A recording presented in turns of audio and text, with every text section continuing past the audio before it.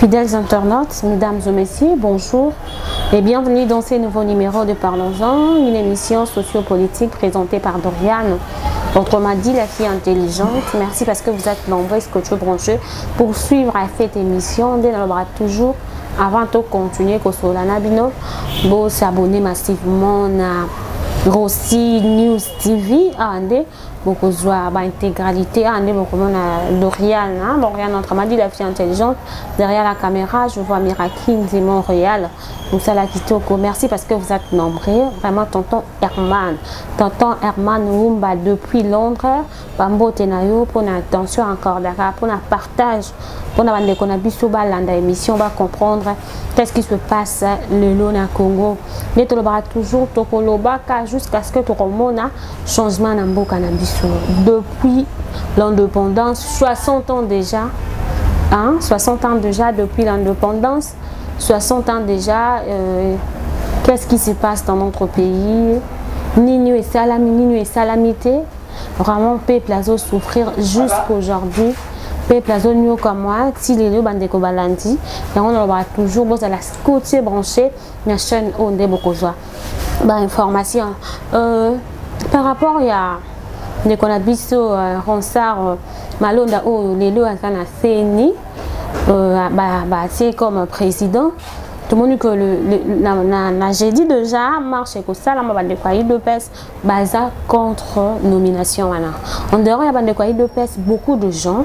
Tout le monde, Martin Fayoulou, na conférence à Salaki, les États-Unis, et ça parmi les questions au bande de copie batona qui est pourquoi pas bon sang ensemble pour un côté les mila, ni cambo. Tout comme on a déco au Azalelo, Ronsard, au Baché Lelo. Avant, il était déjà depuis 2005, na CNI, Azala déjà. Azan de quoi a outil n'a peu perdu. Azala déjà et na l'élection Oya.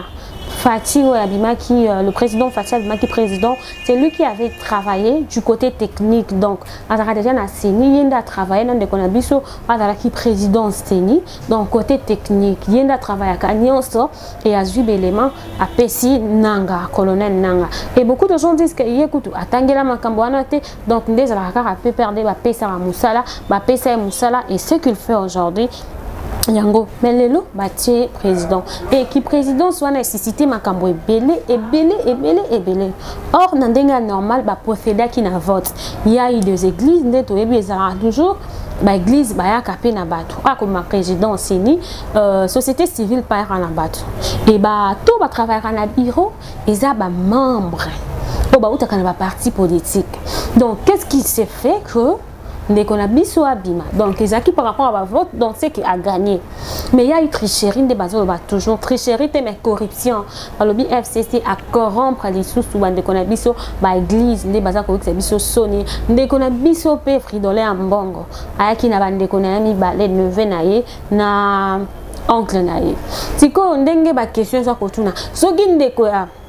Il y a un bon abimaki. Est-ce que Batman va la marche parce qu'elles ont cité Batubasta la marche. Tout comme il y a un bon cannabis. Il y a un bazol même des lignes ça colle à la télévision le pasteur Babomimboka Basango Lissou tout le monde a ce de cannabis à Zako Sala. Beaucoup de gens balobi attaquent corrompus. Mais nous avons besoin d'élections à Kitoko 2023. Nous avons besoin d'élections à Kitoko. Nous avons besoin de Mike Mukeba, Télémaki.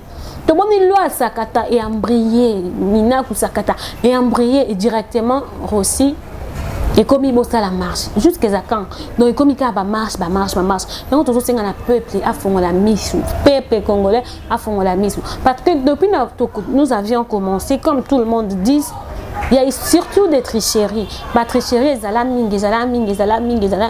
mais néanmoins, tout le monde a besoin d'élections fiables, d'élections à Kitoko, d'élections à bien. Mais il y a aussi des questions qui se posent. Chaque fois dans la conférence, il a parlé de l'élection à Malam. Il a parlé de résultat. Résultat de l'élection. Il avait vraiment parlé de ça. Vérité des urnes. Mais ce qui est zoni moi sima, to zoni les sous, to moni makama machine wana, beaucoup de politiciens baboyaki. Et parmi les politiciens, il était aussi. Mais kaka machine et puis ça qui est au résultat wana. Comment est-ce que lui à s'accrocher à la vérité des urnes. Entre-temps, l'élection, ils ont une élection malongate. Vérité des urnes, entre-temps, il y avait les machines à voter qui n'étaient pas vraiment à bon état. Donc, nous avons gagné. Parce que d'un côté, dans l'autre, tout le monde a tricherie, parce que nous sommes qui mais tout le monde a qu'un côté à député, il y a un député où la sœur Alelo, la place de Martin Fayoulou, où a gagné Rambongo. Est-ce que Bakabola Rambongo? Est-ce qu'il y a Zouaka? Donc il y a toujours un prix côté Wana, mais toujours côté Asseni, où il y a vraiment maman à l'Ikambo. Est-ce que le peuple est vraiment un jour capable de faire le soulèvement populaire et ça, le peuple congolais, le peuple a tellement fâché, non, le résultat, où ils ont mabé. Parce qu'aujourd'hui, tout le monde dit qu'on a vu sur Kabila, à l'élection, c'est-à-dire que nous sommes libres à voter, c'est coup de chapeau. La démocratie. Mais tout le monde a la casse, il y a démocratie, il y a eu en 2016, Bemba Azwaki, Babimisi. 2009, il y a Chichi Azwaki. Toujours. Donc nous n'avons pas des élections fiables. Selon tout le monde, Obamonaka, Obafotaka, on peut sentir qu'ils ont se faire sentir. Maintenant, tout le monde est là, déco, Ronsard Azui Bokondi. Oui, vers qu'on n'ingisa, ils ont marche. Ils ont même la biso ba mbutu et belé de Kwazi Bokondi. Est-ce que à cause de la moussala kitoko, est-ce que à élément manipulateur parce que des autres vivre les lots on de quoi lobby makambo tous vivre les lots parce que Ronsard n'a du côté technique. Du côté technique, on a vu sur la poto bazotilika. Papa bienvenue hier, bagumbo tebele. Hein? Maître Rifin. Il était déjà celui qui a travaillé. Député automoni base hier à la côté technique. Deux autres ils ont la RDC. Mais surtout, par exemple, c'est une chose tout hier. Il est très jeune, jeune va travailler. C'est pas mauvais, on a besoin de ça, que le jeune travaille, que le jeune se batte, c'est bien. Parce que 60 ans déjà, Congo est commis Moukolo, on est Kokalo Jalobi, Congo est vieillir. Tout ça a besoin de résultats. Jeune, et single peut jeune base relève, c'est normal. Mais quel jeune? Jeune, on a très manipulé.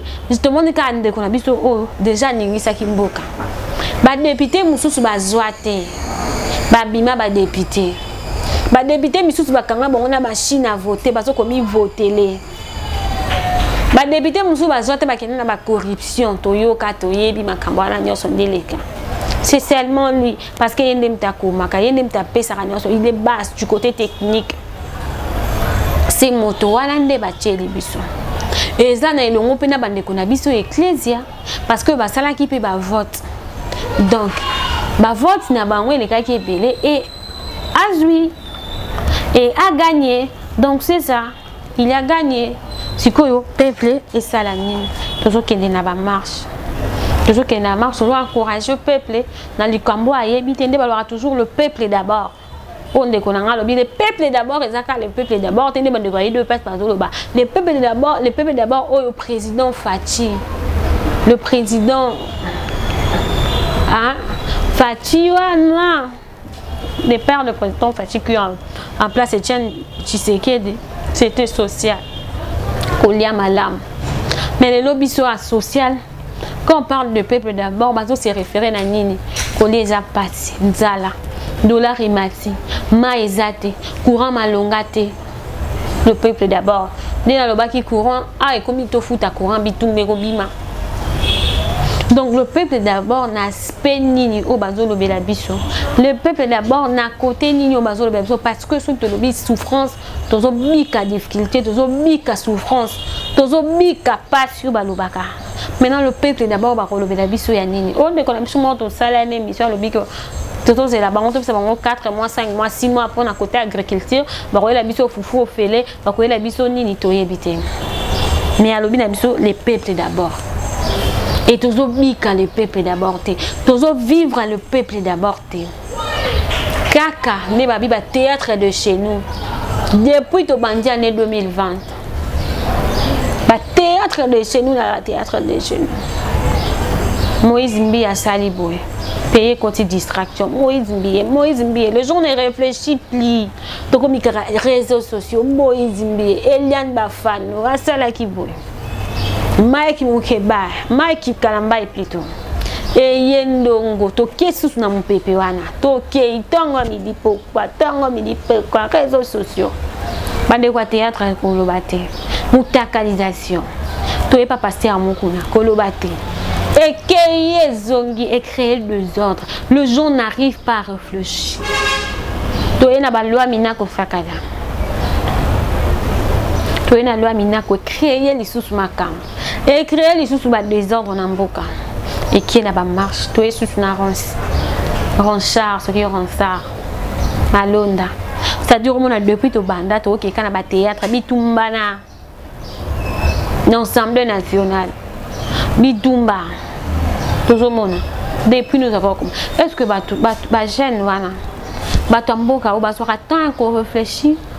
Toujours qu'il n'est qu'à gauche à droite, va créer les camps. Gauche à droite, va saliboui. Gauche à droite jusqu'à aujourd'hui. C'est ce qu'on a découvert ça depuis Kala. Ils ont la CENI, ils ont l'Assemblée nationale, partout au Sénat. Il est donc un vrai pion. Les temps où qui n'a pas voté, normalement il a gagné. Maintenant, qui a trahi le Congo? Bandeko va voter qui a trahi le Congo? Et bah te belé bazo lobby l'Afrique dollar. Bazo ganga contre eux. Bah te belé baza d'accord. Mais qui a trahi le Congo? Est-ce que le peuple est capable de faire peut-être soulèvement pour réclamer les droits? Est-ce que le peuple a compris déjà qui est même les députés Totinda Basel l'Arabie sur le côté? Même les députés Totinda Basel l'Arabie sur le côté, chaque jour peut toujours continuer à vivre la scène sociale, tolobate, torosuka wapi. Voilà pourquoi tu sois appuyé marche wana ya jeudi. Maintenant tu lobi bande quoi de pèse pas au engagé. Ah, n'ende comment à lobi ba de pèse pour engager trop. Bozo linga après 5 ans ba ke bino libérer Congo. C'est le koko ça le lo monté. Bo ça la babenga ngoni association na bato bana association mboka bazo bunda. Bino mo bozo gangela FCC jour et nuit FCC boko mo benga ngo soki FCC. Bo pesi en combo bon baza contre bon baningi démocratie te bala dictature bala dictateur et tout bazo travailler na dictature bozo nganga trop bozo lobela FCC. Mais bon travail pe na bato baza kitoko bato baza bien ou baza pe na souci en mboka mais bozo luka kaka bo bima ba les premières na nini bino nde bo s'associer na FCC bino nde bo pesa Kabila loboko les abino le lobo finga Kabila ndoki en guise de quoi et pourquoi on de konanga bi Kabila za qui na pouvoir atika caisse vide atika ba millions na caisse. Oui, qu'on permettre bande konabiso bazana pouvoir basala quelque chose. Kabila tika eloko, Kabila atika mninte. Na bande konabiso ya cash ba miyibi bazako yiba. Vraiment fidèles internautes, nous allons toujours beau s'abonner ma kasi na Rossi News TV. Ah vraiment beaucoup d'informations tirées de la source. Ah peut toujours senga ba imboka bino pe boza ba misika na bamboka. Bon s'abonner, bon en France, ah bon information tirée de la source, ah vraiment ma camp. Hein? Bon s'abonner massivement. Tu as qu'à consoler, na bino to bito recouvre jusqu'à ce que tu remontes changement na mboka. Pourquoi pas tous en a bateau de pêche?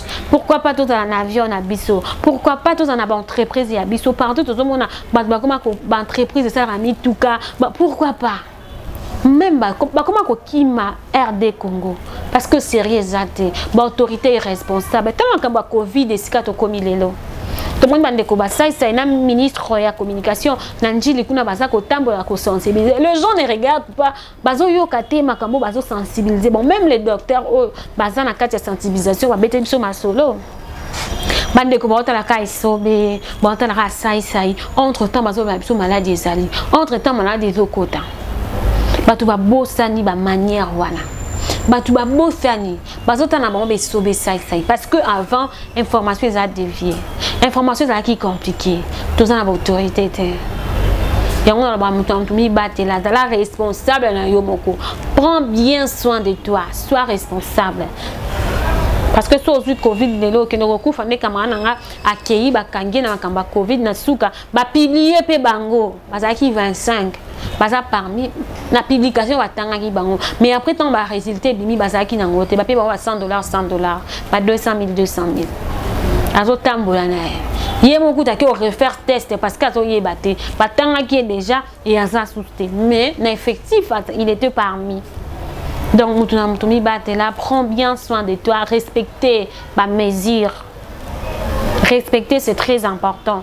Parce que tu as une autorité, tu as une autorité. Quand tu as une autorité gratuitement, au Félema, mieux vaut m'y battre là. Mesdames et messieurs, nous sommes vraiment arrivés à la fin de cette émission. Notre devoir, notre souci, c'est vous informer. Vous allez vraiment scotcher, brancher la chaîne Nabiso Roti News. En beaucoup d'informations tirées de la source. Merci à Mira Kindi derrière la caméra de l'art. L'assistant, merci à vous tous. Herma Oumba, les grands prêtres, merci à Redine Thier, merci à Liliane Baboka. Quant à moi, je vous dis au revoir et à la prochaine. Bye.